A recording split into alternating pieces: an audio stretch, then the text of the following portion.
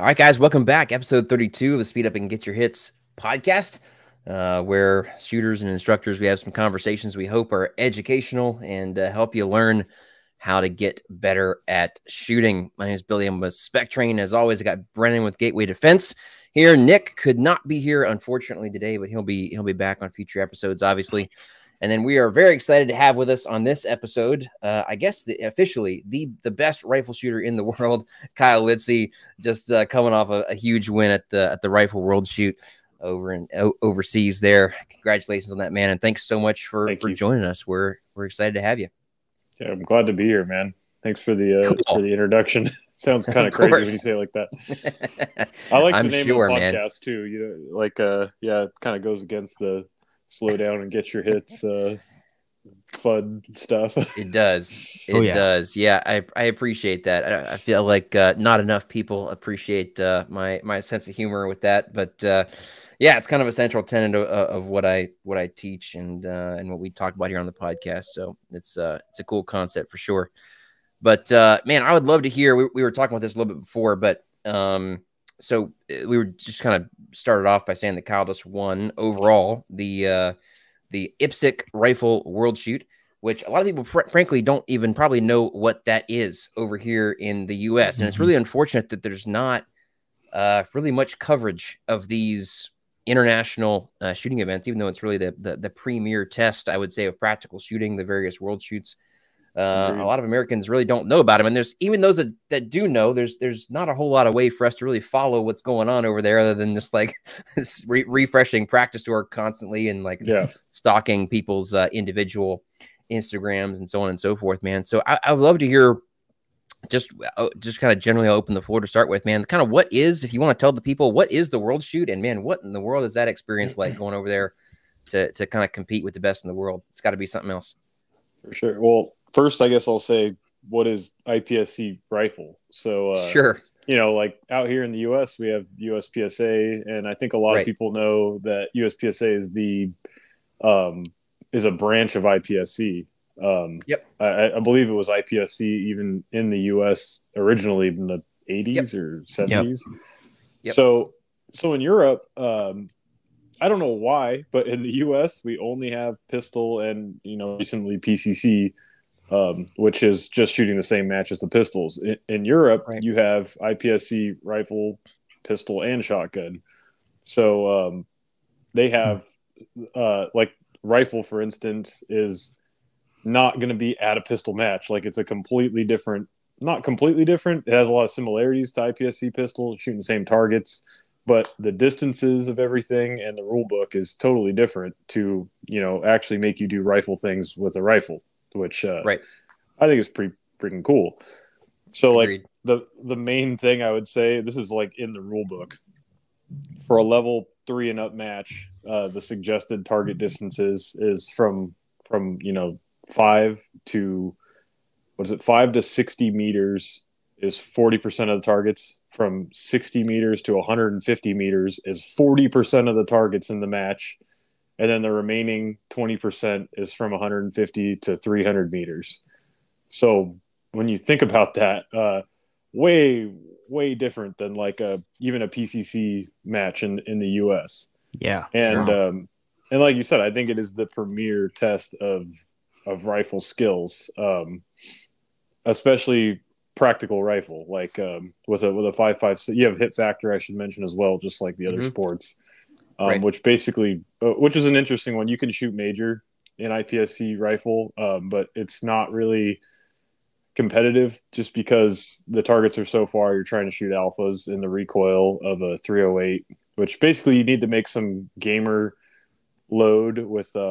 I've seen Barry at Surefire. He shot major with a 6.5 Grendel, so a high pressure like custom load from Hornaday that it would blow up a normal gun, right? But he had some magic going on. But anyways, you could run something like that. Most people just run a 308. It's just not competitive because the recoil of a 5.56 or 223 is the way to go, right? But yeah, so you have hit factor scoring. You have targets like I said, 300 meters. It actually went out to 480 yards, so it was like 360 meters or something like that. Sure. Was the farthest shots, but it's at a point where the targets are far enough where you have to know what you're doing with long range. I guess like some guys would call it mid range because they don't want to give it to us, but Right. it keeps it competitive because 5.5. If anybody who shot 5.56 in the wind knows. Yeah, if you're shooting for score, and this is like a realization I had is, like you ever play Doom, Sure. and so you have like easy mode, and then you have like all the way up to nightmare mode. Uh-huh. So like shooting in the wind is like you don't get to choose if you're on easy mode or nightmare mode, and it can be anywhere in between. Like if you have no wind and you know your holds, it's easy mode. You just put the reticle where your dope is and it hits the target. Nightmare mode, where you are, there's no wind. Where the target is, you can't see your impacts, and you can't read any wind in between. So you can have like these crazy. You get that a lot in the U.S. where they push targets 600 yards with a 5.56. Yeah. But yeah, like out there, 300-ish meters max. If you're good, you can read the wind no matter what. You're not going to get hosed because the wind is blowing too hard. And then it tests just every skill you could think of with a practical rifle. You know, you've got everything from hoser stages like you'd have in a USPSA match, positional work, off of barricades in all kinds of different situations, working ports, unloaded starts, prone shooting, a lot of prone shooting on the long distance stuff, using attachments on your guns. You can change bipods, foregrips, barricade stops, so you can really game stages and use like the best setup that you feel valid for the stage, which is like an interesting thing, and can like you can gain a lot and you can lose a lot by using the wrong stuff. But yeah, like you said, it's a super cool sport. If you want me to talk about any other stuff related to it, just ask. But yeah, sure. It seems like something in the U.S. that would do very well. A lot of people would want to shoot it if it existed, and for whatever reason, we don't have it. Yeah, super interesting, man. Just trying to follow along. So I mean, like you said, it feels like it is, like you said, a test of a bunch of different stuff. Like it seems like it's fairly well balanced. Like obviously there's 30 stages, so you've got lots of opportunities for variety there. It feels like I don't think I've been able to see all of them from anywhere. But everything from shoot on the move to, like you said, kind of unique stuff like the kneeling height bipods, I find fascinating. I'm not sure I've really seen that hardly anywhere else other than IPSC rifle, or like where you would even acquire such a thing. But yeah, super interesting stuff like that. Yeah, super interesting. So the kneeling bipod is definitely an IPSC rifle thing. Yeah, they used to, before they updated the rule book, you could have a kneeling and prone bipod in one stage, and it started getting ridiculous, and it wasn't, in my opinion, practical. It's like, just looks stupid. Right. But I guess like a kneeling bipod isn't that crazy. Like for hunting, I've taken shots where a prone bipod wasn't low enough, for the grass, and I had to use a frame backpack. And I was like, damn, I wish I had my kneeling bipod. That'd be pretty nice. Well, people use like those hunting sticks or shooting sticks or whatever, and that's pretty much the exact same thing. It's just that you have to clamp it onto the gun yourself with your support hand. But yeah, I mean, it totally makes sense for sure. For sure. Yeah, so like I think you asked the experience of going out there, and yeah, have you ever flown? Have you ever done an international match? Flown, yes. International, no.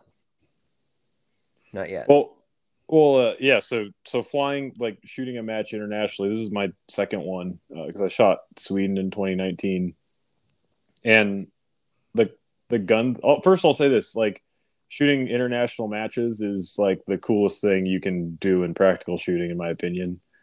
A lot of that being like you said earlier, they don't cover these matches very well, which is like a shame. And like you really feel like you're in professional sport.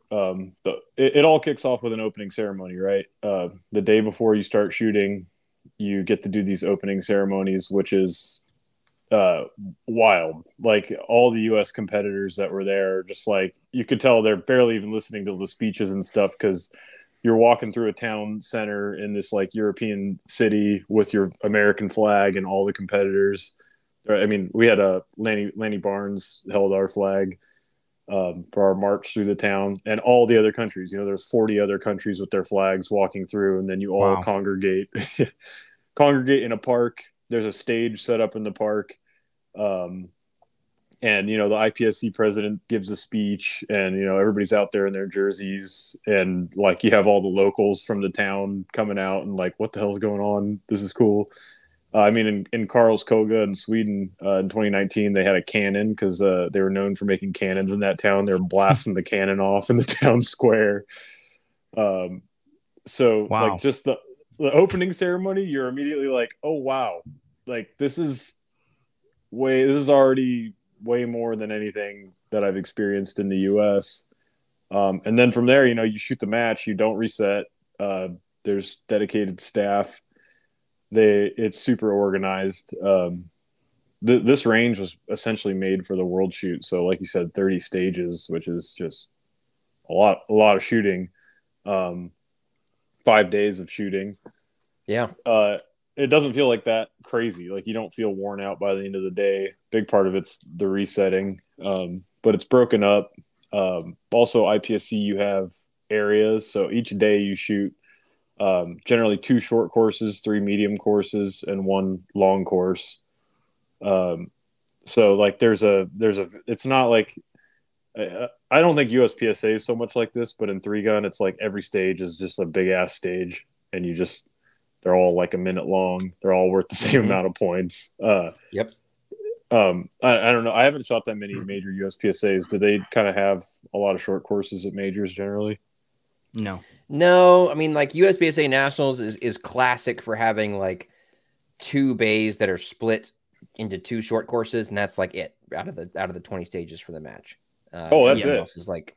Everything else is like 28 rounds to 32 rounds, pretty much. You know, like that kind of a vibe. There might be maybe like 2 or 3 that are like sub 20 rounds, like total. Yeah, maybe 4 sub 20 rounds, and everything else, is field course.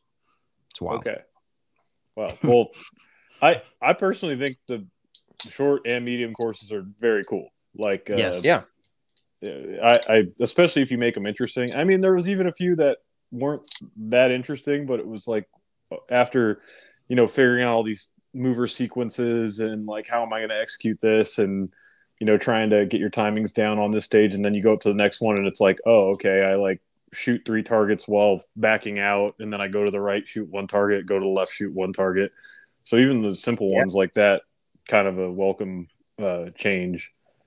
I always found it interesting too, because like it almost, even though there's less points, it like the small mistakes matter so much more. Like, like 1 Charlie can all of a sudden swing you by 25% on that stage, you know? So it like, man, it allows for some like major separation in terms of how many, you know, what you take away from that stage, which is pretty interesting. Yeah, for sure. It is. So I wish they'd do more. Yeah, and not to mention the hit factors are super low in IPSC rifle, right? Because you can imagine it's the same calculation as it would be in USPSA, but like I said, the target distances are way farther. So I mean, most stages are like 2-3 hit factor is like a stage win. Yes, I was getting ready to ask about that. So yeah, it was interesting for me to observe that, looking through some of the scores. You know, how the hit factors are on the stage. I mean, there was a couple, like you said, when you say hoser stages, I mean, I think there's one stage that there was like a 7 hit factor or something like that. But, you know, so obviously that you would think that shifts, you know, your priority towards the point side, obviously quite a bit. I mean, I don't think in the top 4, there was a single delta out of 30 stages, out of the top 4 shooters, right? Which is super interesting for me to see. Obviously, I think everybody had a mic or 2, which I would assume was like distance work or whatever. But also, you know, over here, I think when for me anyway, when in USPSA, if I see a a 4 hit factor stage, I'm thinking like I need 98% of the points, like that kind of thing, right? But that's obviously pretty tough to do, it seems like, on these stages.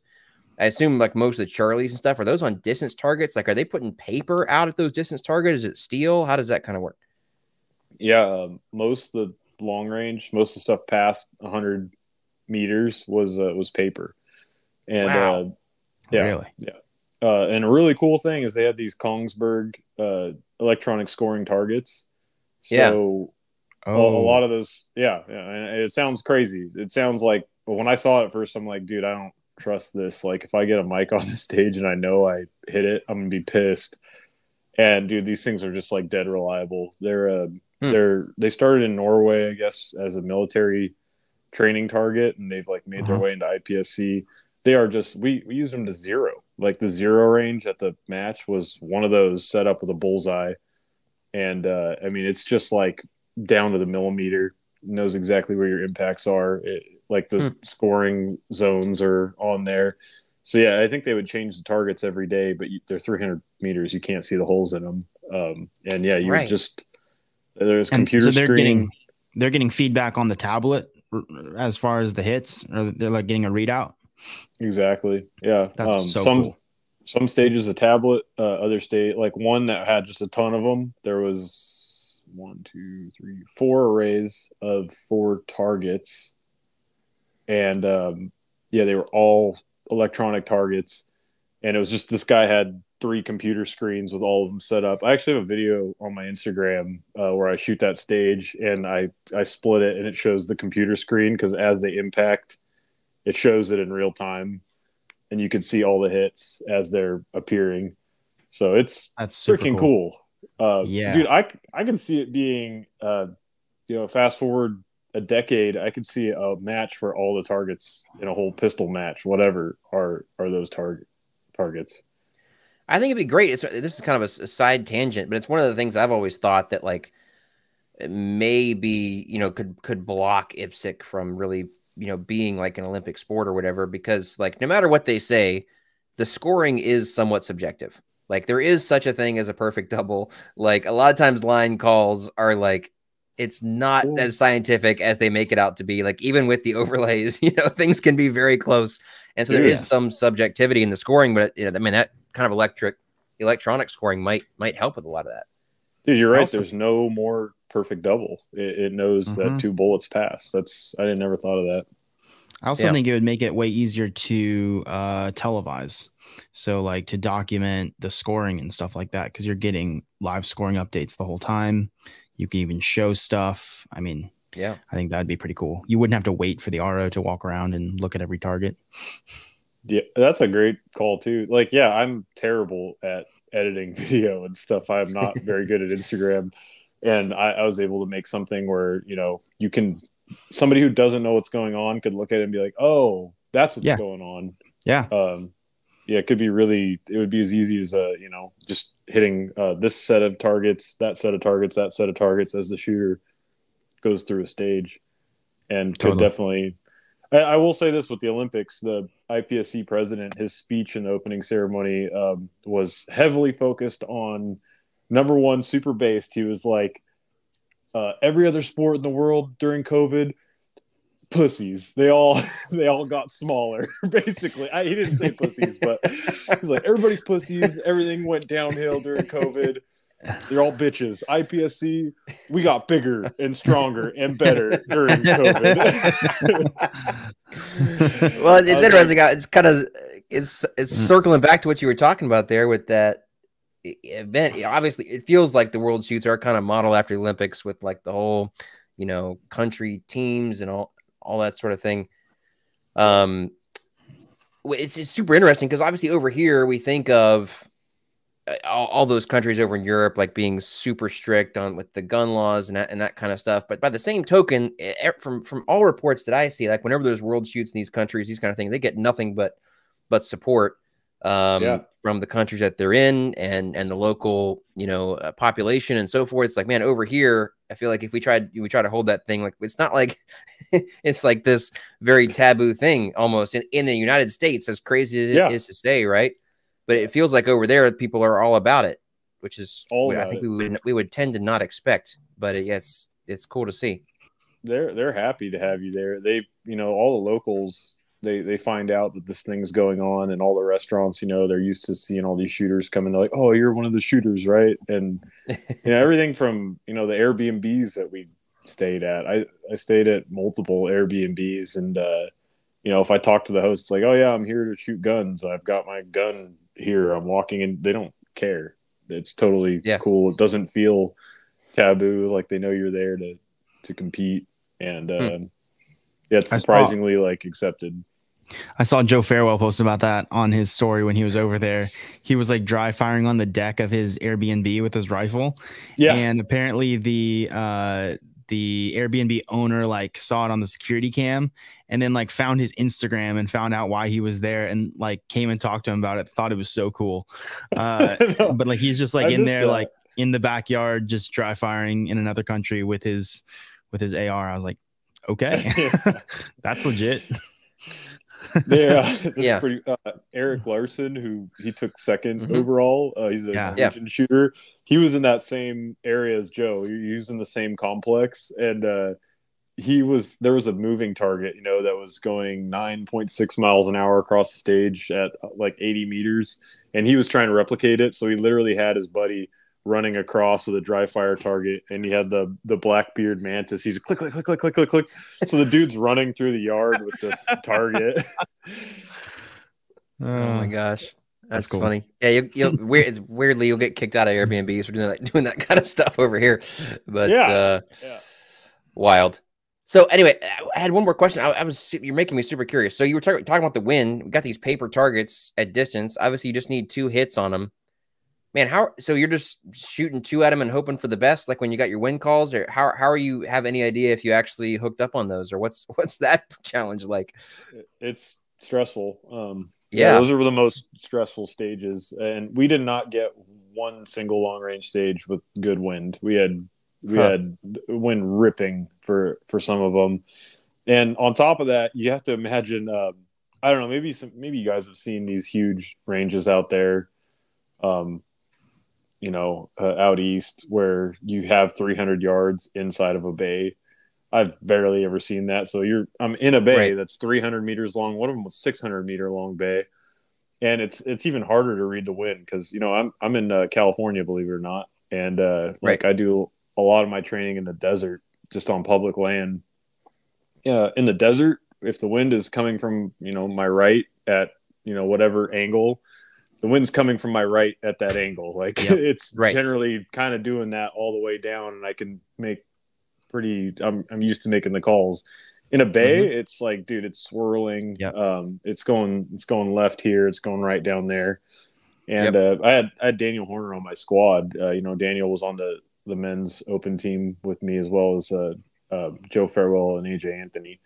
And Daniel's one of the best in the world at calling wind. And he brought a spotting scope with him, which was huge. So, you know, Daniel was helping make calls when we were on deck and saying, you know, his best guess. But what it boiled down to is like I'd literally get in the scope, like the one that I posted with the targets, the electronic targets. I would look through my scope, and I was looking at you know, grass in the bay and just trying to make a read before I started shooting on that stage. So each position that I shot, I actually had a different wind hold. Like I went to the first low port, 300 meter. And I did like a C zone hold because it felt like a light wind moving that way. And generally all the grass was moving one direction. I get to the next port and it's like, oh, it picked up in that couple seconds. And I went to like a edge and off target hold, like depending on how it felt in the moment. And I shot slow because I was like trying to process in between shots, like what's going on. Cause you really, like you said, you don't get to know, you smacked a steel. And they gave you a steel at the beginning of each array. So you at least you could choose to shoot the steel first to give yourself like a confirmation of like my hold is decent. And then you work your way through the paper. And then the next stage, the only stage I didn't get on video in the whole match, bummer. I was too stressed out to even like talk to somebody about it. Yeah. It had 360 meter targets. So the first array was like 300 or 280 yards, and then the next array was 360 yards, not meters. Anyways, I was like, dude, I don't know what's going on with the wind. People were just absolutely getting some dudes would go up and be like, yeah, I held in the middle, and they have all alphas and Charlies, and then other dudes get up and like it's like Delta Mike, Delta Charlie, Delta Mike. It's like, oh fuck. So that one, I found a spot on the berm. The targets were near a berm, and it was like a little bush or something the size of an A zone roughly. And my first shot, I just took like a super clean shot at that thing and watched my impact. And my impact was like a target and a half to the left. And I was like, all right. And sent them all. And it was like all alphas and Charlies. Wow. Hell yeah. Yeah. It's if funny I you were didn't talking do that. That's like a PRS trick. I know the PRS guys do that a lot. If the target's against something they can't see, it's grass, it's trees or whatever, they freaking transition over to the berm, boom, measure that out with their reticle. Cool. It's, 0.6 left or whatever. That's very interesting. Like PRS, this is an argument that I have with the 3-gun community.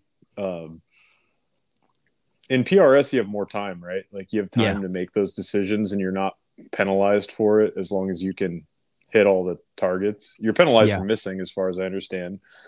But it's less important. In 3-gun, like we're on the clock. So like the Doom reference I made earlier, like, dude, if I am in a competition for $1 million and the goal is I got to beat Doom, it's like, okay, do you want to play it on easy or nightmare mode? I'm playing on easy mode. If the other guy's on nightmare mode, he's totally screwed.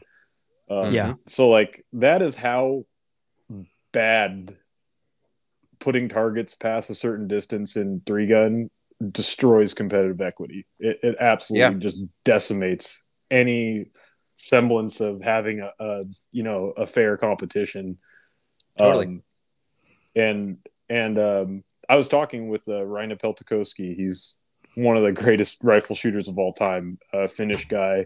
He won like every European rifle match for freaking 20 years. He's insane. He took 3rd overall in this match, and he's a senior now. And he was even talking about he's really good at long range, and he was talking about how he thinks maybe 250 meters might be a more competitive distance for this kind of stuff, because you really do need to like know your holds and know some wind. But that's just the thing with wind. People want it to be this they want to simplify it more than it is, and I think people who are newer shooters don't quite understand how complex. And even the Daniel Horner, I mean, you guys know who Daniel Horner is, obviously. Right. Of course, the GOAT. I mean, you're not winning a long range stage at a 3-gun match with Daniel, and he's out there in those long range bays like, dude, I don't know, man, like hold.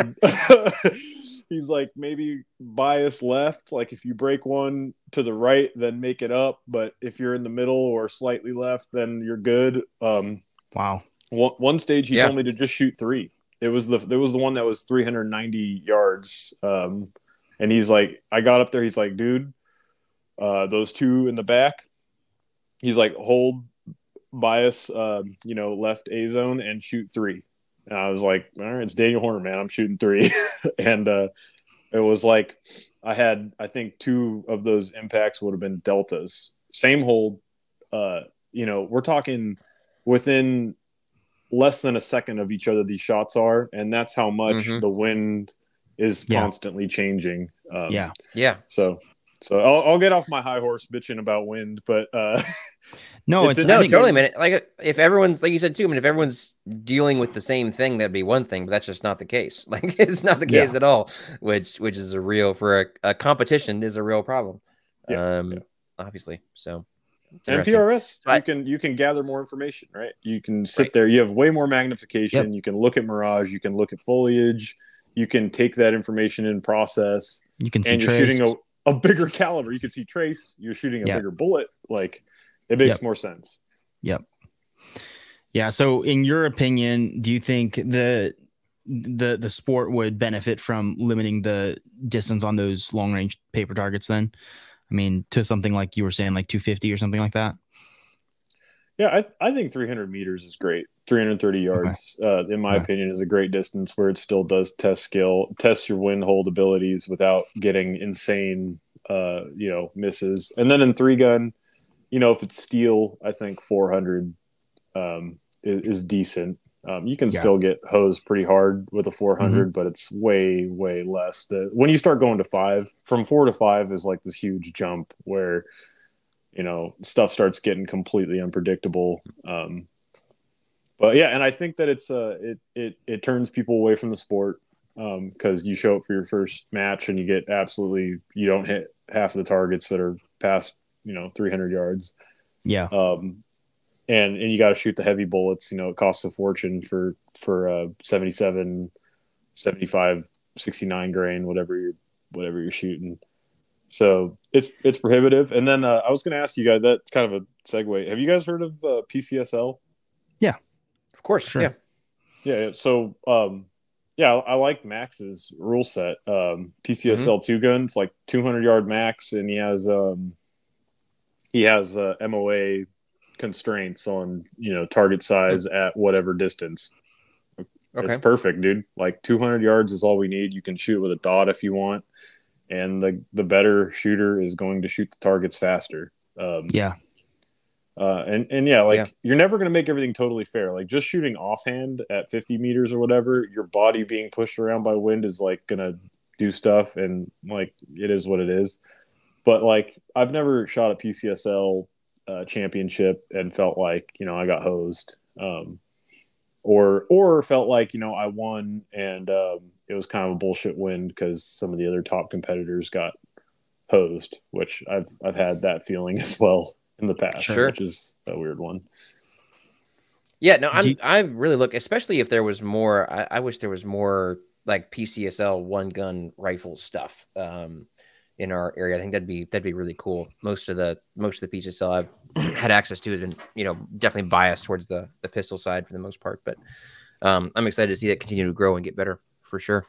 I was curious. I was really looking at the IPSC rifle rules, although I've never had an opportunity to shoot it. Seems like it's, in terms of equipment, particularly in open, like it's pretty wide open what you can do, obviously. And yet, I'm sure this isn't the case universally, but like everyone that I saw certainly is shooting like 5.56 ARs for the most part. Is that fair to say? And why do you think that is? Why does that seem to be the dominant platform? Folks will obviously make arguments for all sorts of other things, but I was curious your take on it. I think 5.56, like I said earlier, is just going to be the best caliber to make minor power factor. It's the most readily available. Like you don't want to go making some crazy custom load. Anything from 52 to 55 grains is going to be like that sweet spot of velocity and bullet weight, kind of like, in USPSA minor, you probably have from 124 to 147 is going to be, take your pick somewhere in there. It's like the 52 to 55 is the sweet spot for rifle. And why AR? It's mostly because of the ease of changing parts on the gun and the availability of aftermarket components and just good barrels, the ease of changing a barrel. Like I've seen a few guys running AKs in IPSC, but if you want to make a gamer AK with a titanium bolt carrier group and stuff, it's super rare parts and probably you're only going to find them in Russia. Obviously you put the same muzzle brakes and stuff like that on an AK. And AKs shoot like super smooth. Like if you tune an AK, it's as flat or could, in my opinion, be even flatter than an AR-15, which is kind of crazy to say, but I really believe that. But it's just like they're actually not more reliable, especially when you start gaming them. There's more chance you're gonna. I've blown up AK. I blew up a WBP Polish AK. The bolt lug sheared off, and the gun died in the middle of a stage. For me, so I mean, yeah, Good I've times. seen ARs. Yeah, yeah. I've seen ARs do that, but that's like I saw Joe Farewell's do it, but Joe doesn't count because he's a madman and he shoots like more than anybody shoots. Like, so yeah, his bolt's gonna break eventually. But you know, a WBP with 5,000 rounds on it, yeah, Joe had 4 times that probably when I saw his bolt die on him. Right. I think it was like the last target in the match too. Like, crazy. Yeah, it was crazy. It was the very last target. He shot like the last one, and it was an alpha. And then the gun broke, and he was like, "I dumped the gun." That's crazy. Wow. Crazy. Wow. Are there any restrictions on how much glass you can have on your open gun? Like how much magnification? No, not at all. What are most people running? I mean, I think I was seeing you're running like a 1 to 10, right? Are most people running an LPVO, or are there any like 3 to 15, 3 to 18s in there? Anything less than that? What's the word on that? To be competitive, you have to run a 1 to something LVPO. Period. Okay. Yeah, you can. There's people running 2 to 16s or whatever. The problem with that is the people who do that, they crutch their dot, right? Their 45 dot. And most people in open have a dot for, you know, certain situations. The reality, and I'll tell you this, Brian Nelson will tell you this based off of way more scientific data than I have, but using a dot is like a last resort. You should be using your gun upright. It keeps the correct structure for shooting a rifle. The second that you start turning a rifle sideways and opening your chicken winging and opening your arm and fucking up your stock placement, you know, turning it sideways on your shoulder, it all falls apart. And yeah, it doesn't matter at 7 yards at all. But or if it's two on paper on a jungle run or something like that, it's no big deal. But the type of shooting you're doing, that totally makes sense. It's an unpopular opinion probably, but I'm 100% here for it. I think, people spend a lot of money on like nice LPVOs that have a great 1 power and then don't use it on 1 power. It's like, okay, you could have just gotten like a 2 to 10 or something. Agreed. 100%. Yeah. 100%. Yeah. Interesting. And I should say I use a Razor 1 to 6. 1 to 6. Oh, okay. All right. Yeah. I prefer the second focal plane just because, you know, like the Callas, the Callas have great glass. They have a bigger, I forget what lens it is. The one in the back, like you can see more. Yeah, ocular lens. Like ocular lens. The Night Force are, you know, like they're a brick shit house. You can smash them on the ground and like throw it off of a bridge and they hold 0 or whatever. But in my opinion, a Razor 1 to 6 is just the best. If I had to go fight people too, I would want the exact same optic. Like the dot is super bright. Your brain. This is something that I don't know I've heard anybody really talk about, but something I've noticed is that my brain, I should say, processes bright objects quicker.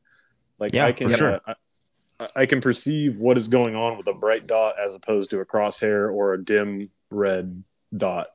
Yeah. And dude, if you shot a Razor 1 to 6, it's like super bright. It's a clean dot. You can use it at distance because without even zooming if you need to, because it's so nice and clean and consistent. Mm-hmm. And then I run a BDC reticle. And I've always found that, yes, I know. Yeah, the PRS guys, I've had PRS guys like, dude, what are you doing? Like, stupid. And I get it, what they're saying, but dude, they just don't. People don't understand time is of the essence and simplification. Like I'm not very smart. I need to make easy, especially when I'm on the clock. I don't want to be using. If you ever read Brian Enos's book, yeah. So I literally have it right here. As a matter of fact. Look at that. Yeah. I read that book right when I started because of the 3 Gun Show podcast. Rest in peace. And I totally agree. Like, I want to be in a state of awareness. I want to be in like a meditative state of mind when I'm shooting and just be executing. And the rifle makes that even harder, and long range makes that even harder. And if you can, I don't want to think like, you know, 300 meters is like this line plus a quarter in between the next line. It's like 3, 4, Sure. 5, 6. And if any of those targets are in between, then I'm framing it.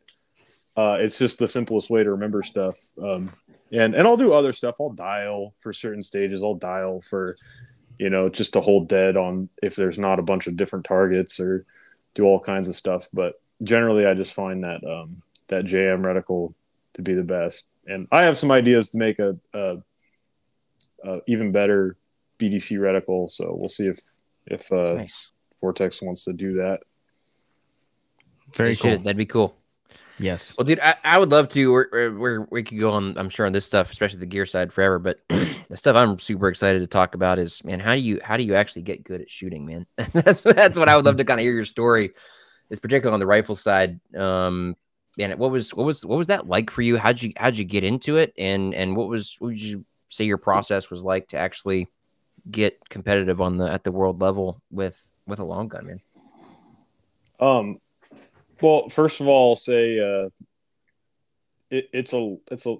think to be at my level with a rifle, it kind of has to be a lifelong thing. Sure. It's like with any other sports, those kids who were into it when they're really young are good. I never had competition shooting until I was in my mid-20s. But I just loved rifles. All I did was shoot BB guns once I got a BB gun. And then I got pellet guns, and all I did was shoot pellet guns in the backyard. Every day I'd get off school. I weed whacked like a lane, like a 20-yard lane, and I'd be like just bullseye shooting pellet gun prone, offhand, all the time. Shooting birds, whatever. Like, I just love shooting rifles all the time. And then from there, paintball, played competitive paintball for like 12 plus years. Wow. So the movement with guns running with a gun in my hand feels more natural than running like without a gun in my hand. Right. Which is kind of crazy, but yeah, the paintball, even though it's totally different, you're fighting people. I'm talking about the airball stuff, like the real ranked competitive paintball. Mm-hmm. So I had all that. So I had the fun marksmanship fundamentals that I kind of built all on my own. I never took a class. I never learned from everybody. I just spent so many hours doing it. And then the years of paintball made the movement, brought in the movement. And then I started shooting. I found out about competitive shooting from Red October. So that's what I loved. AKs. I didn't even own an AR yet. I only had AKs. And found USPSA because of that, because I wanted to shoot a match. Loved that. Shot production for years. Then got into 3-gun. But so yeah, all that, like it was a lifelong thing leading up to it, to which helped a lot. And then from there, it's dry fire. It's just dead consistency. I mean, I'm dry firing, especially leading up to this match, 5 days a week. Live firing. Generally, I only live fire once a week. I live in California. I got to drive an hour and a half to go live fire usually. I have a lot of matches, so I do get to shoot local matches a lot. But I think that dry firing is just. I know people are catching on to it more and more, but it's underrated, and especially with a rifle, there's just so much you can do if you can replicate situations, and if you can scale targets properly to make them, represent the actual size of target you're going to be shooting at. The only thing you're not getting is recoil. Add in the Mantis Blackbeard. I use one with no laser, no nothing. It's just all it does reset the trigger. So now I get the 100% real trigger pull every time I pull the trigger. Real sight pictures. It's not the actual distance, but I'm simulating the distance. Like, you can see these targets back here, they're tiny. And I get a lot out of the dry fire, and I do it consistently. So there's that factor. There's the ability to look at the matches or the thing that you want to be good at and analyze it and figure out what you need to train. So you need to understand what you need to get good at before you try to, you have to have a plan. And my in my opinion, you research, you figure out what skills you need to develop, you recreate them in dry fire, you confirm them in live fire. And then on top of that, there's all these other, the mental aspect is huge. You have to be able to put in all this work, hundreds of hours, thousands of hours, really, when you think about it, and then step up to a stage and say, for me, my mental process is like, I literally don't care. I'm just shooting. It's just like in the desert when I was 16, shooting at CO2 tanks. I'm just doing what I do, and right. to be able to shut out all that and forget about all the anxiety, and it's like psychotic. You have to be kind of psychotic to be able to harness that mental state. Yeah. And that one's one of the hardest things, like I have my tools. I listen to super heavy music. I've been into like hardcore my whole life. That's like one of my tools to kind of put me in a state of like aggression and not be fearful of like the people that I'm competing against. Sure. But that's like, it's totally individualized. Like you have to find your way to do that. You can have all the skills in the world. I'm sure there's people there that were better than me. Actually, I know AJ Anthony. You guys don't know who AJ Anthony is? I mean, he's insane. He beats me at a lot of matches in the US. He was one of the people. He's on my team, so I'm like, oh hell yeah, we're gonna win the gold as a team. But man, also AJ's really good. Like I'm almost more worried about him than some of the Finns and stuff. Sure. But he's newer to the sport, so I think he's still developing his techniques for his mental game. Sure. But yeah, like I said, the dry fire, analyzing people, analyzing the sport, recreating those situations in dry fire, sticking with dry fire, like you got to put in the hours. It's just like all there is to it, and then putting the time and money in the live fire.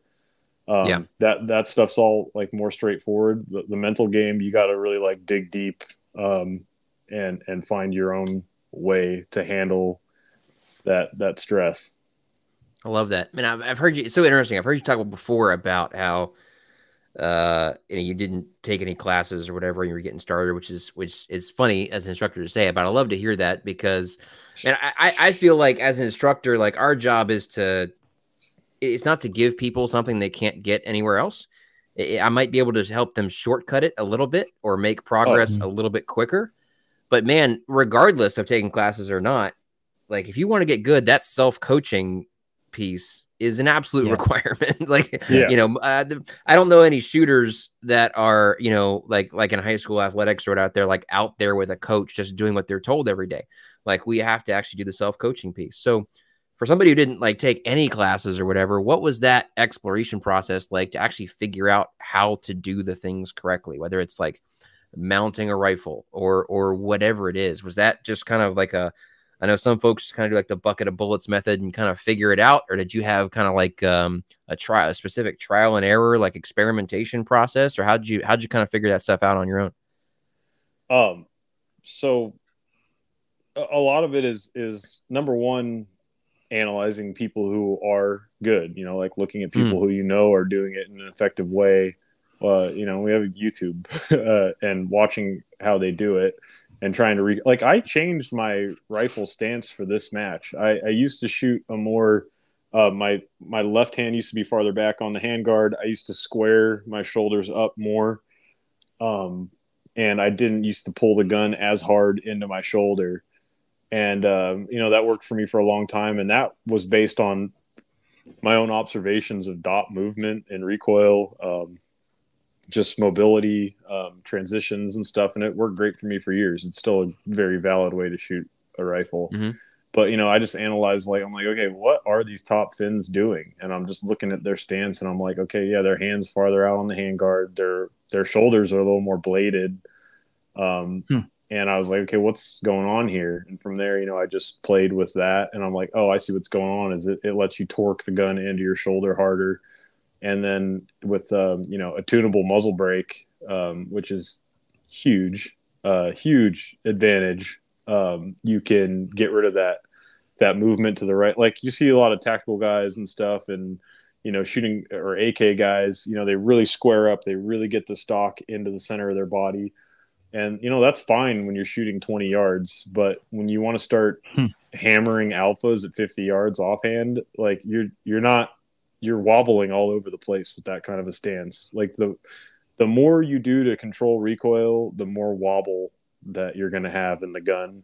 So you need to find ways to get in a more neutral stance, which is just stuff I analyzed and figured out through testing, through live fire, seeing how the dot moves. And then I also wanted to say, training totally valid, dude. Like I found all this stuff out by beating my head against the wall basically for 33 years. Like I know I can, and I'm probably not as good at training people as you guys are. You have way more experience doing it, but I can take a guy and who's never shot before and have them at this like level of proficiency that's literally better than people who have been shooting their entire life in 1 or 2 sessions. So I'm saving them quite literally like hundreds, if not 1,000 hours of training. So like, there's definitely very good use of taking classes and learning from people, especially if you're not like just some autistic person who's been obsessed with doing this your entire life. Right. We all are. yeah, for sure. Cool. So I guess these days you talk about the dry fire being such a huge component, man. What does your dry fire look like? Like, what are the things you're working on? Do you have like similar things you're doing every day? Are you picking specific things to isolate over the course of like individual sessions? Like, how do you kind of approach the dry fire piece? I try to, and this is after years of fine tuning, but I try to work on certain things for about 2 weeks at a time. So like if I want to work on a skill, I'm going to do that skill every dry fire session for 2 weeks. And I feel like that gives me time to actually push that bar, up. Because just doing different stuff every day, you never really like get time to, reinforce those neural pathways in your brain and really really improve. So I'll choose 2 to 3 things per session and hammer on those. And then I like to also like a lot of movement. It's funny. I live in like a small apartment. I'm in California. Like, most people live in small places unless you're like Gavin Newsom. Right. So like I make the best of the space that I have. I got targets in the kitchen, in the bathroom. Like I'm using mirrors to like shoot targets behind me, like whatever I can do. Like I'm really scrappy with how to recreate these situations. But like I'll isolate a couple skills that I'm going to hammer on. And that could even be like, using barricades. I'll have my ladder and I'll use the ladder as a barricade. I'm working on this kneeling position at this height. And I'll do that for 2 weeks straight every session. And I think that's really been the most effective way to do stuff for me. I used to do it longer. I used to just get obsessed with I remember in production, I was just so obsessed with those reloads with no magwell, and it's just such a bitch. And the skill just diminishes immediately, and it's infuriating. Like production is infuriating for me. I'm not good at doing pistol. I don't know. I put in so many hours, and I would hyper focus on it for a month, 2 months of just like every day I'm trying to do L-Pres in dry fire, and you just hit a wall and you don't get better. I think like the 2 week mark is good, where it's like, okay, I got a bit better at this thing. Let's put that away. Let's go work on the next thing. Sure. And I mean, dude, even if you just shoot pistol, like there's enough skills that like you can do that. If you really think about all the different things you do, you can keep shelving skills and moving on to the next thing. And if you're a 3-gunner, it's like, like there's just an insane amount of skills that you need to cover on all these different platforms. Yeah, that's cool. I found the same thing. I feel like, I'm not sure if this has been the same kind of process for you. I feel like the better you get, the more hyper isolated you get. Like obviously when you start, there's so many things to work on. that maybe, you know, one of these like programs where you're doing like 12 drills every day or whatever is more beneficial. But man, like the deeper you get into it, the more it's like, no, I've got to, if I want to actually get better at this thing, I've got to do it every day for like an extended period of time, any growth. Right. And so that kind of isolation has been, I think for me, super helpful as well. That's cool. So you're in the middle of a 2-week, you know, session working on a couple skills for your live fire work. Are you primarily focusing on the same thing? Are you just going back to like a general skills assessment? How do you kind of combine those two to see the best results? Exactly. I try to do similar things in live fire. Obviously it won't be exactly the same. And like, you know, at the end of my dry fire sessions, I'll do like a bigger stage or whatever, just to try to flow through some stuff where I can't necessarily set all that up every time I go live fire. Right. But yeah, if I'm working on simulated, you know, 150 meter targets on a barricade, then I'm going to go put targets at 150 meters and shoot off a barricade.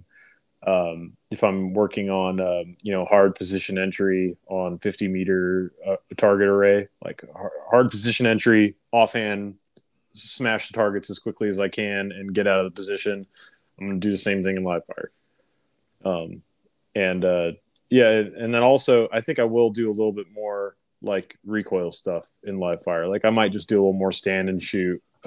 Let's like, you know, hammer an L-Pres at 30, 50, and 75 meters or something like that. Because, yeah, that's like I said, the one skill that I can't really practice in live fire or in dry fire, sorry. And with a pistol, it's even more important because, dude, I do all this shit for pistol too. Like I'm an M-class pistol shooter, probably sandbagging like crazy because I don't shoot many classifiers. I'm not trying to sandbag. It's just like, I don't shoot many classifiers, but like in pistol, I find it to be even more important. Like I'll shoot a ton of doubles and like L-Pres and bill drills just to get used to the recoil of the gun. Yeah, that's great. That's cool. What do you feel like's changed, like as you've gotten better? Like, what are the things that like maybe like you were used to focus on that you're not? Like, do you feel like you still have to focus on the same things, just at a higher level? As is it changing the things that you're focusing on in your practice? How's that kind of look? Yeah, that's a good question. I think like I said, my like the amount of time I'll focus on stuff has changed, but a lot of it is like similar skills. Like I think I'm pushing distances with rifle farther. Like like I never used to shoot at targets this small in the dry fire. And it's such an organic process. It's like hard to remember exactly what I'm doing. I have all these notes. Like I'll do these like just script. I have terrible handwriting. I'll like write it in Sharpies and stuff. And over the years, I just have all these, like I'll have a page of like the things I'm generally working on.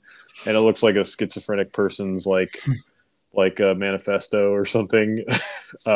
Yeah. So I do have some record of it, but dude, when I think about it, it's just, I kind of block out what I did in the past. But if I had to say, it's very similar stuff. It's just refining and honing the same skills and trying to cycle through them, especially pistol, dude. I feel like pistol's like the same thing. It's the same draw, L-Pres, like trying to not shoot in between the targets. Like,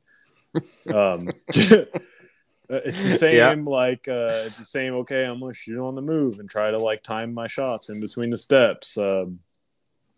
Yeah, it's the same stuff, just trying to hone it. And it's like obnoxious how it diminishes, you know, it just is what it is. Mm-hmm. Yeah, it's always so interesting to me. It's like, man, if in training, especially, like you use a word like fundamentals, and it's almost like a bad word. Like, oh man, we're going back to the basic stuff. It's like, no, it's like there's not some like secret skill set you unlock when you get to a certain level. It's like, oh, I'm going to go work on this new thing. It's like, no, it's the same stuff, you know. But it's just at a maybe a higher level of application. Like I'm holding myself to a higher standard or whatever, getting even more detailed and more granular on it. But always find it to be the same things, just over and over again. It feels like as you go, right? Yeah. So I guess you have the same feeling. It's like kind of the same stuff, right? Yeah, totally. Yeah, that's cool. I don't mind it though. You know, it's fun. Yeah, it's still fun. No, 100%. You gotta love it, or you're never gonna get to that kind of level, right? I think that passion is almost like a required element to be at a certain level of skill with some of this stuff. It's like maybe some natural skill or ability can take you a certain distance, but eventually, like that, to support the grind, especially in a sport like this where we're not getting rich off this stuff, you know. It's like the passion and the love for it's almost like a required ingredient, I feel like. For sure. So I've got a question for you, Kyle. So IPSC rifle matches, how many are there in the States? Like any? Zero. So what if anybody wants to do this, check out the IWI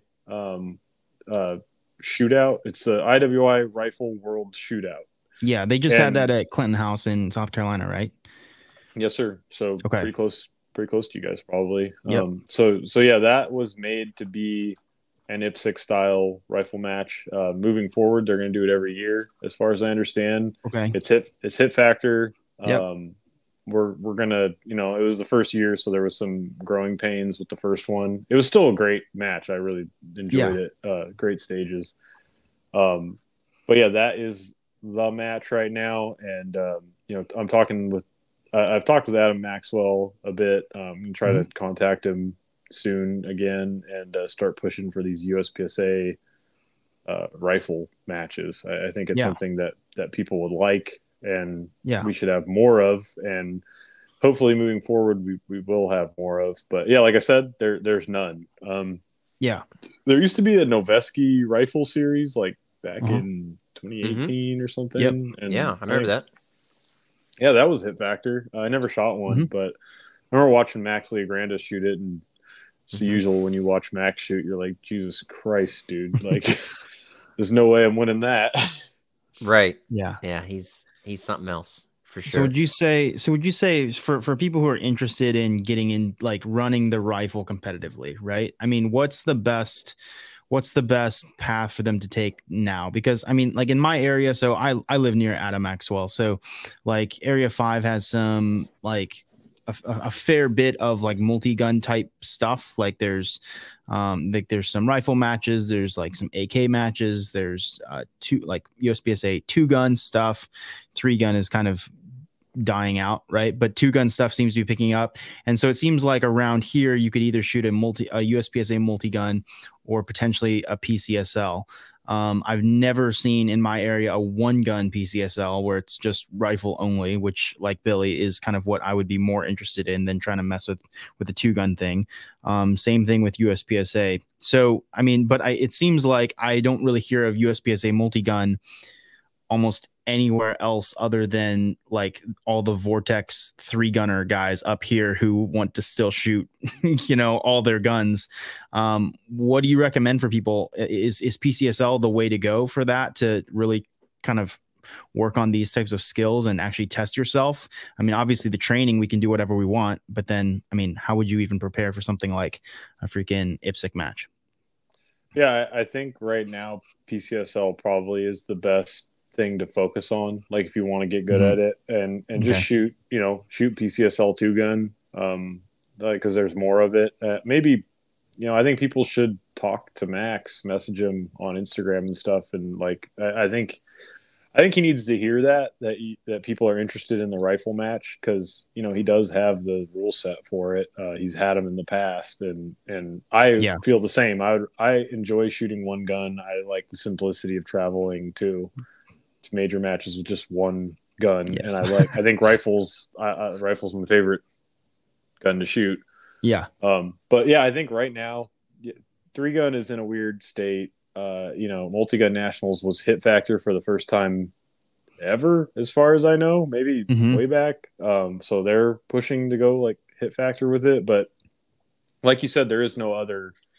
There's like 2 USPSA multi-gun matches in the US. It's kind of a joke. Literally. Literally. It's like Area 5 and the championship. Yeah. Which are insane. both at the same range. Yeah. And 3-gun is going, you know, it's a big part of the 3-gun dying is the cost. You know, everything's more expensive. Sure. We live in clown world now. And also, I think it's prohibitive with, like I was saying, with the long range and just some of the, like, 40 round shotgun stages and like the amount of gear. Like, I know all too well. It's like, dude, I got to check my rifle case, which is like, I'm playing Tetris and weighing it and like trying to get it right at 50 pounds. And then my other carry on or my other check bag that's exactly 50 pounds. And then I got to ship the ammo as well. And then when I get there, it's like a total clusterfuck of gear. And, I don't have my normal rifle bag. And it's like, it's so expensive. It's so much stuff going on. Yeah. And then I get hosed on, you get hosed on the long range stage. It's like, dude, what is this? Whereas two gun, like, I think focusing on two, if you want to really get into this, look for two good PCSL matches, or maybe like make your goal the PCSL championship in Nevada, and work towards that. Like, there's a lot of videos. I have all kinds of stuff posted on my Instagram. A lot of other people do. Analyze it. Get excited to like come freaking shoot PCSL. Like, be like, oh, dude, I'm going to the championship.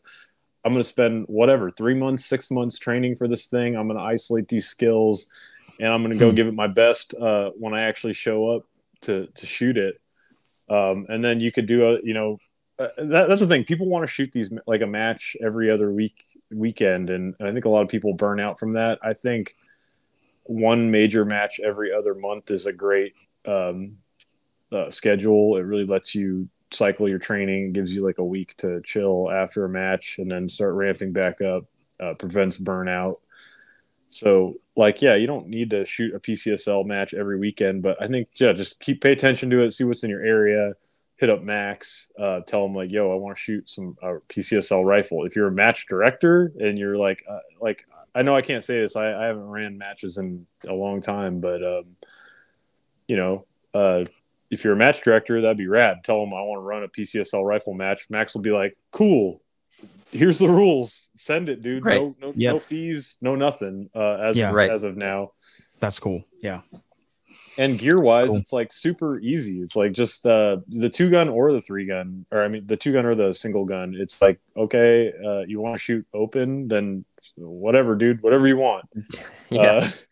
You want to shoot the practical division, then it's like, okay, you got your duty rifle. As long as it doesn't have a muzzle brake, or you should be good. And if it does have a muzzle brake, you probably have a can that goes on the muzzle brake anyways. Put the can on it, you're good. Yeah. That's legit. Cool. Very cool. Right on, man. Well, we're getting into this. I would love to hear some, if you don't mind, Kyle, about Unrivaled. I was saying earlier, I just kind of started really realizing what all you guys have, which is some pretty cool stuff. What's Unrivaled? How did it come to be? And like, man, what do you guys have? So Unrivaled is my and my friend Zach Smith.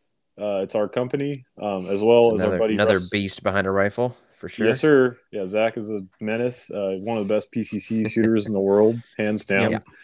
Yeah. And rifle.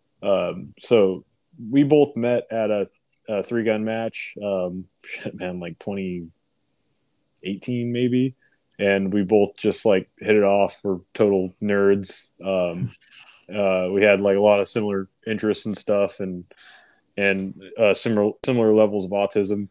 So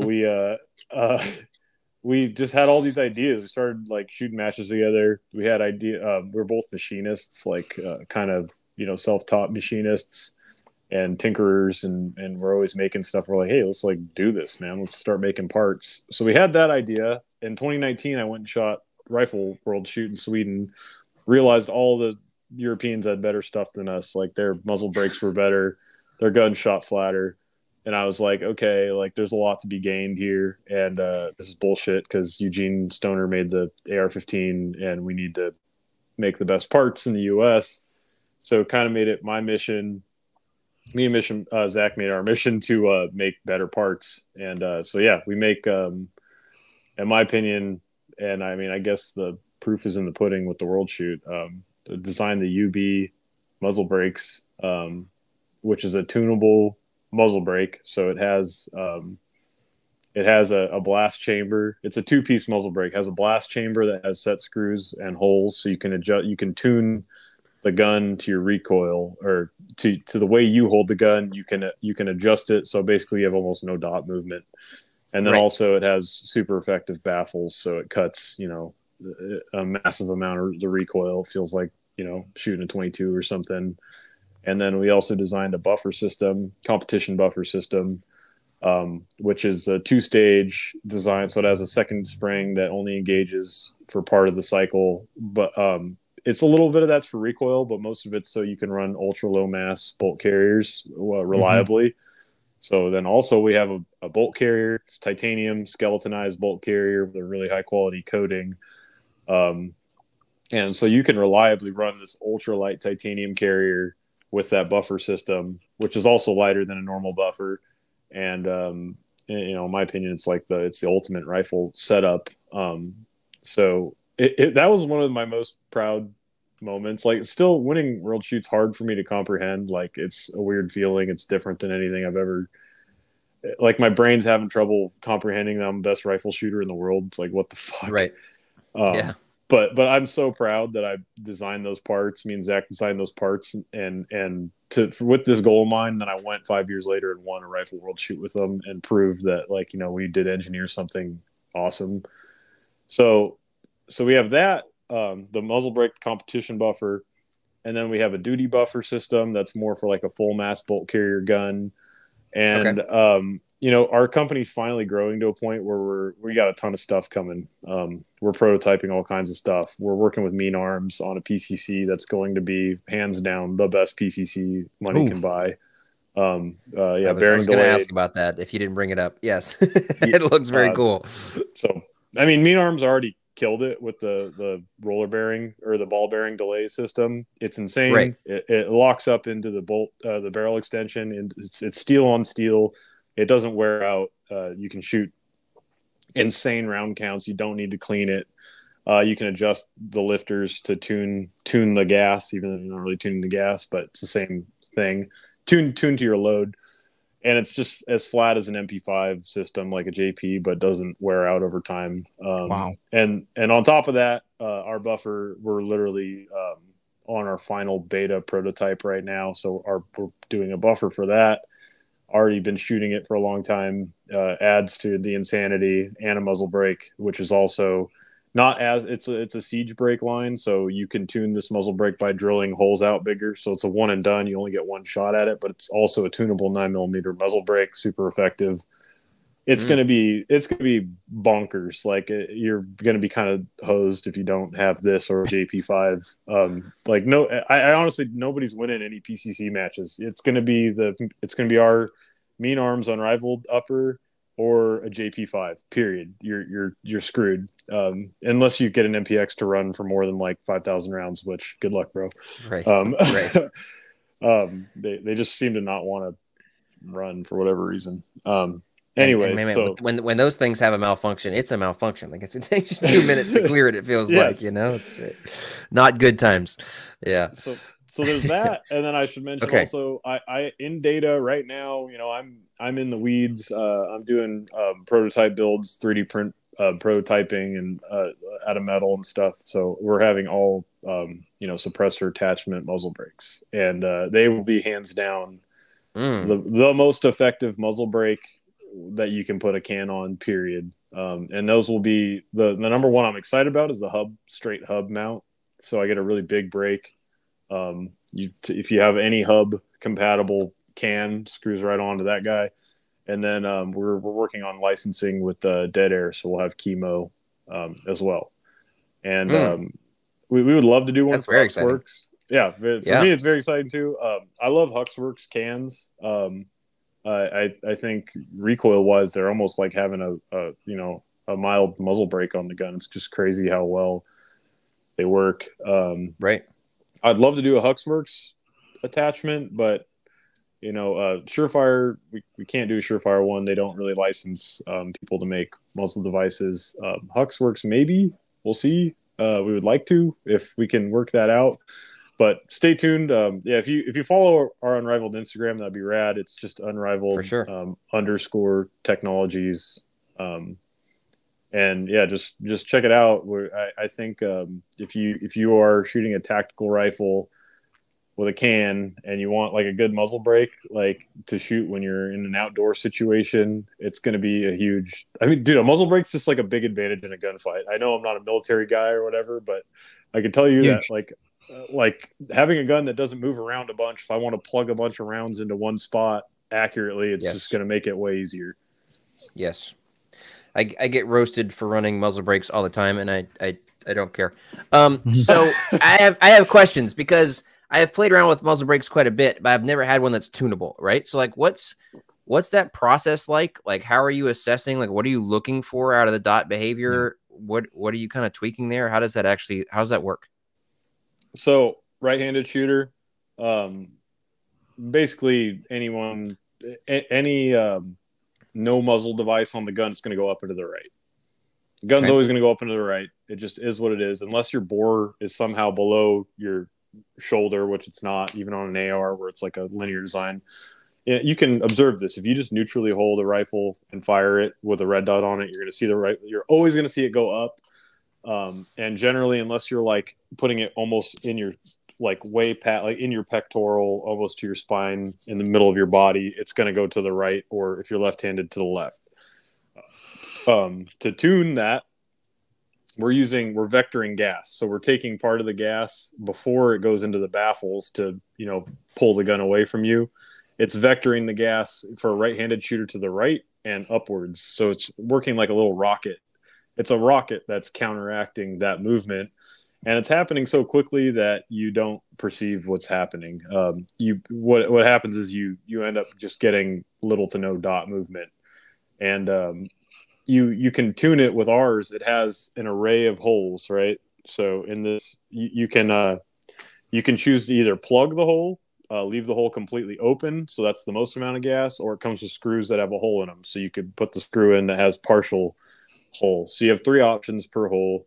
You can really get in the weeds. You don't really need to. You can kind of just, generally a right-handed shooter, if they unplug the one on the right and they unplug the one on the top, and there's some low pressure ports you can fine tune with towards the front of the gun, you find some combination pretty quick where you have very little dot movement.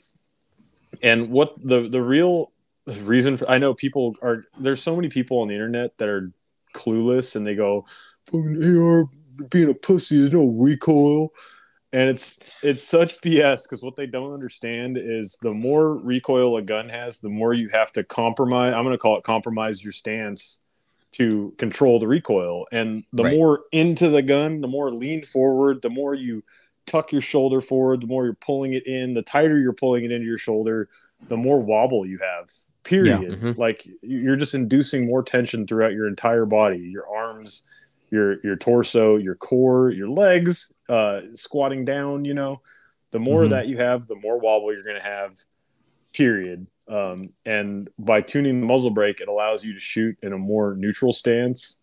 So you can hit, you can more accurately get follow-up shots at distance and on harder difficulty targets. And it's the same with barricades. If you want to, I can get on a barricade, clamp the gun onto the barricade, and it literally is like, it has no recoil at all whatsoever. It's like you can just full auto. If I had a full auto, I could just mag dump and it would just plug a 8-inch steel at 100 yards all day, which is just like, it's cool. It's effective. I would want to have that if I had to defend my life against some people. Sure.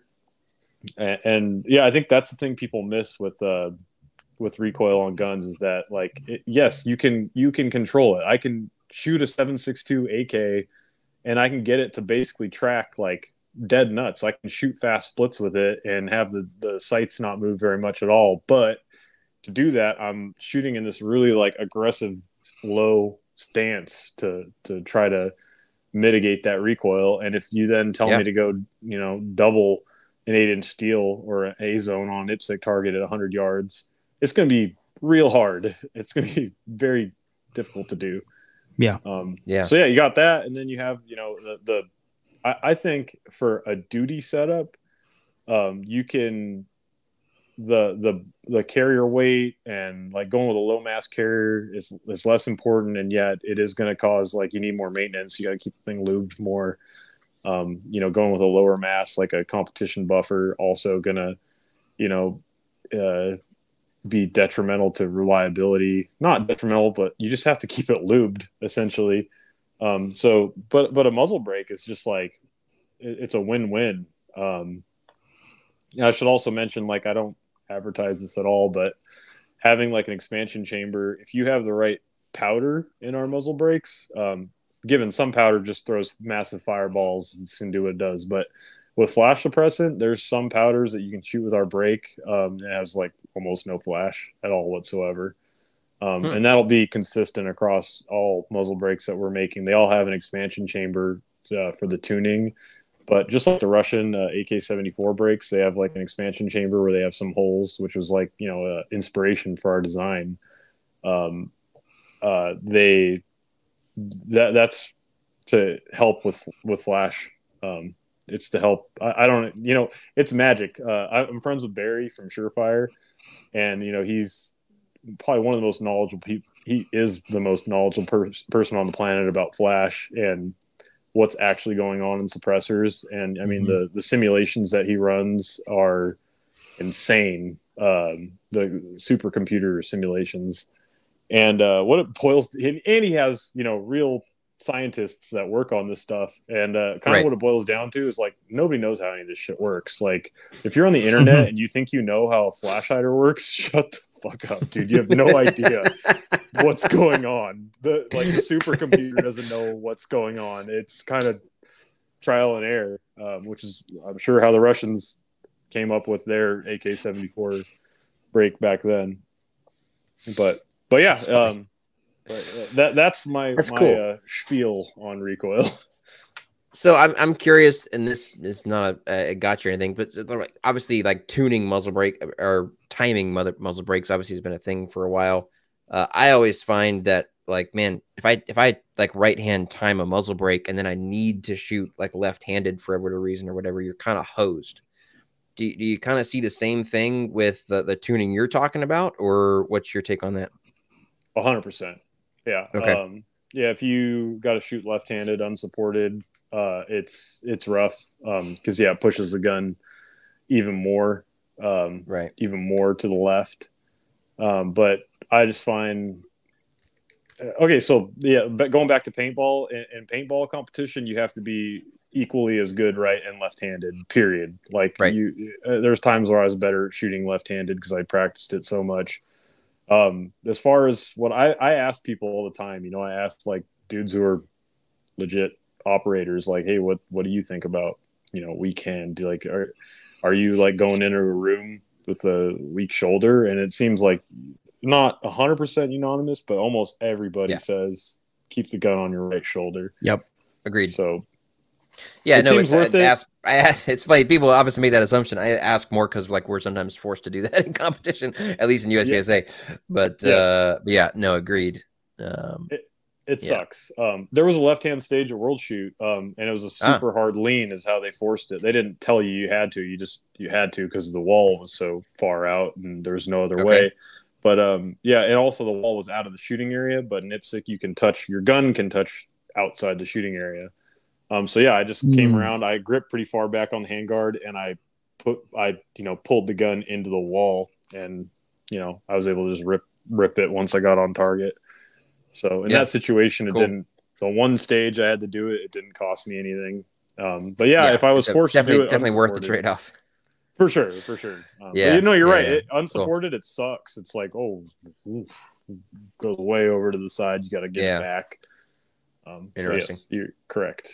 For sure. And then the low mass carrier thing is pretty interesting, and I'm going to probably expose some of my ignorance in this. I typically don't mess with my rifles too much. I just try to figure out how to shoot them well. So it's funny in the tactical scene and stuff, people tend to go like with heavier buffers, if anything, to try to make them softer. I'm assuming if you're switching to the lower mass stuff, does that require different gassing as well, or how does that kind of work? You have to use an adjustable gas block. Yeah. 100%. Right. Okay. Our buffer like specifically says if you're running our competition buffer and or the bolt carrier, you really should run both in conjunction. But yeah, you need to run adjustable gas on it. And something that me and Zach talk about all the time, in the US, all these companies that make rifles are scared. They're scared of people having complaints and, running steel case and having the gun not cycle, or, even PMC bronze can be a little undergassed. Sure. So what they do is they're all overgassed. And then that Right. led to like this whole like H2 thing where it's like, Mhm. or H1, H2, like everything's got like an H1 at least buffer in it. And it's all just like, it's all just to make guns run with like garbage ammo or bone dry. And it makes the gun shoot like shit, period. Yes.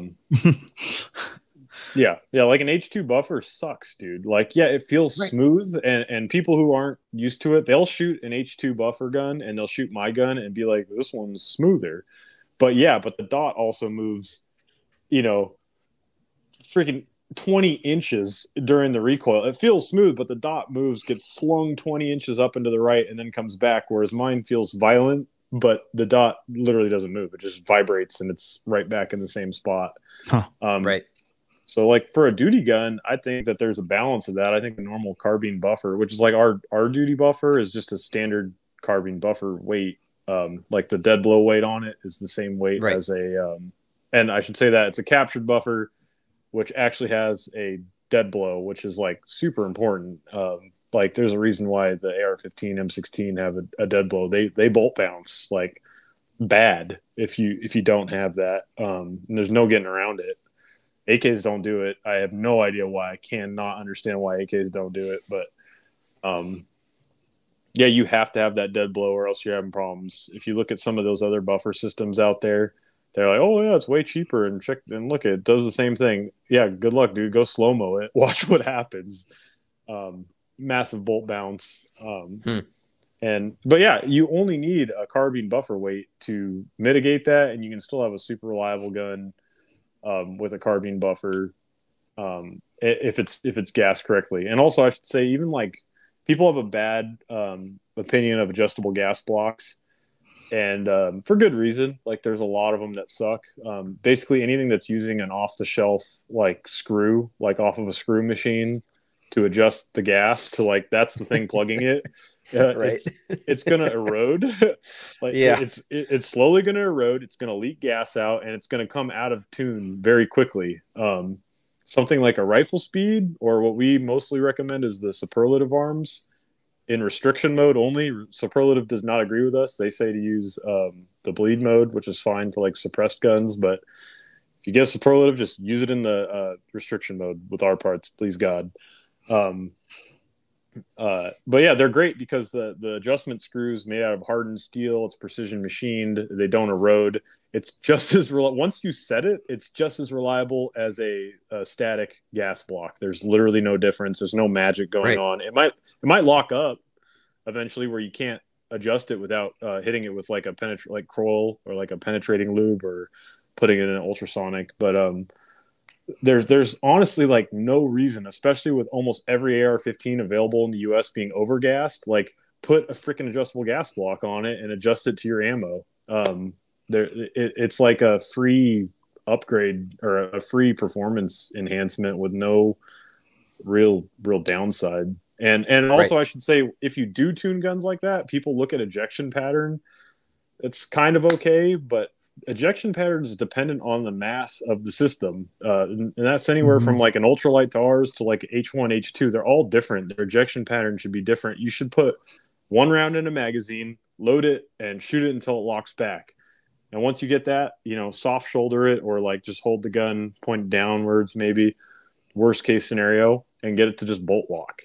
That's how you tell if the gun's fully cycling. Does it lock back on the last shot? You're good. The ejection pattern means nothing. Don't look at the ejection pattern. So just some advice for people, because we get it all the time. It's interesting. Yeah. The old like rifle ejection pattern, like infographics, or kind of like the pinwheel for the bullseye target on your pistol, like telling you you're putting too much finger on your trigger or whatever. It's like it's the same thing. I was gonna say, if somebody could make that meme, do you see the difference between these two pictures? It's the same thing. Right. Yeah, exactly. That's funny, man.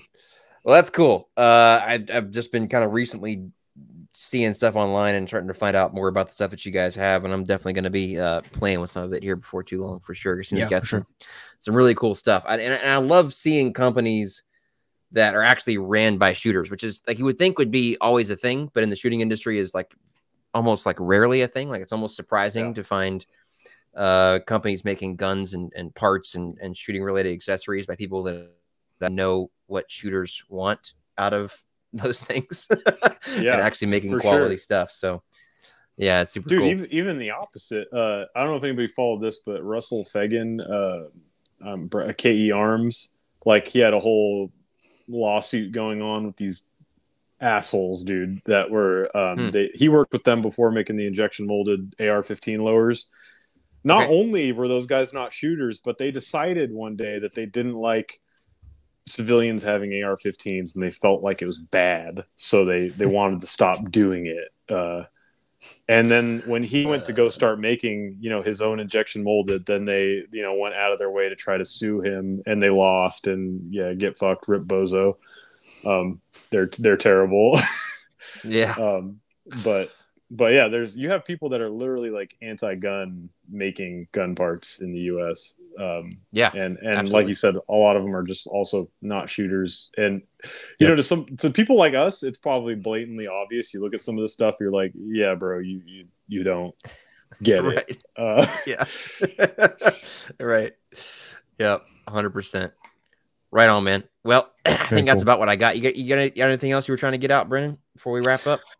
I don't think so, man. I just think it's cool what you're doing. Like, I think there needs to be more attention like brought to being able to run these rifles. Like, I think everybody is kind of aware that pistol competitions are a thing. And if you carry a pistol, then getting into competition, like that is becoming a more popular take of like, you carry a pistol every day. If you're a law enforcement, if you're a concealed carrier, like freaking go run it in some sort of test of those skills.